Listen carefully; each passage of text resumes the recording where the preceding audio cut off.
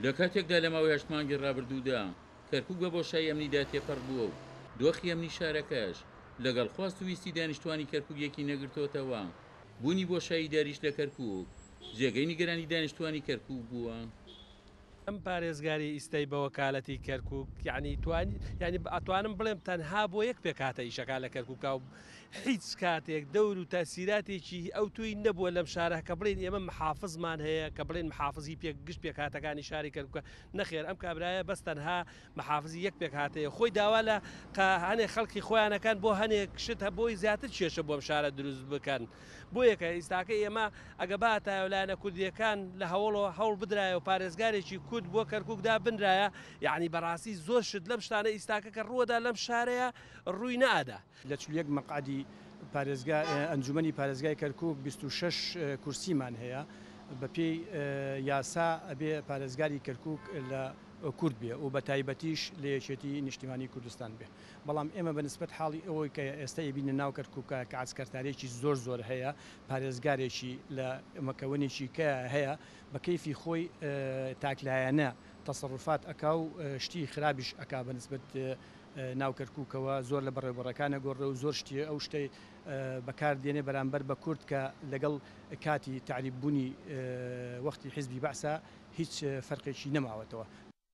ئەندامێکی لیژنەی هەرێمەکانیش لە ئەنجومەنی نوێنەران ڕایدەگەیەنێت ئەو پارێزگاری بە وەکالەت بۆ کەرکووک دانراوە بە شێوەیەکی باش بۆ کەرکووک کاری نەکردووە. نەبوونی پارێزگارێکی کورد لە شاری کەرکووک ئەتوانین بڵێن گەورەترین زەربەی لێمانداوە و بەشێکی ئەساسی دانەنانی ئەم پارێزگارەش ئەگەڕێتەوە بۆ خودی کورد خۆی و بە تایبەتی کە ئێستا لایەنێکی سیاسی کوردستانی کە ئامادەیە لە هەموو شوێنێکی عراق بەشداری هەموو پرۆسەکان بکە بەڵام ئامادە نییە ئەندامەکانی خۆی بژێڕێتەوە بێنەوە کەرکووک و بەشداری کۆبنەکانی ئەنجومەنی پارێزگای کەرکووک بکەن تاکو لێرەوە پارێزگارێکی تازە بۆ کەرکووک دابنرێ و من پێشم وایە ئەو لایەنە و هەم میلەتەکەمان و ئەم لایەنەش هەر ئەبێ بگەڕێنەوە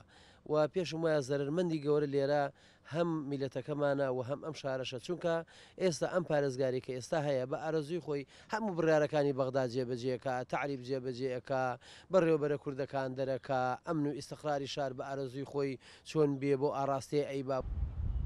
بە پێی ئەنجامی هەموو هەڵبژاردنەکانی دوای فرۆستی ئازادی عێراق کورد لە کەرکووک زۆری نەبووە لە ئاکامیەوە ڕیفراندۆمەش کە لە 25 لول لە کەرکووکیش بەڕێوە چوو بۆشایی داری لە پارێزگای کەرکووک دروست بووە و لە ماوەی 8 مانگی ڕابردوودا ئیدارێک لە کەرکووک دەست بەکار بووە جێگەی ناڕەزایی زۆرینەی پێکاتەکانی ئەم شارە بووە. وەک چاودێرانی سیاسی ئاماژەی پێدەکەن بۆشایی پارێزگارێکی کورد لە کەرکووک زیانی گەوری لە کەرکووکدا و هەرکی لایەنە کوردستانیەکانە ئەو بۆشاییە پڕ بکەنەوە. عومەر غەریب،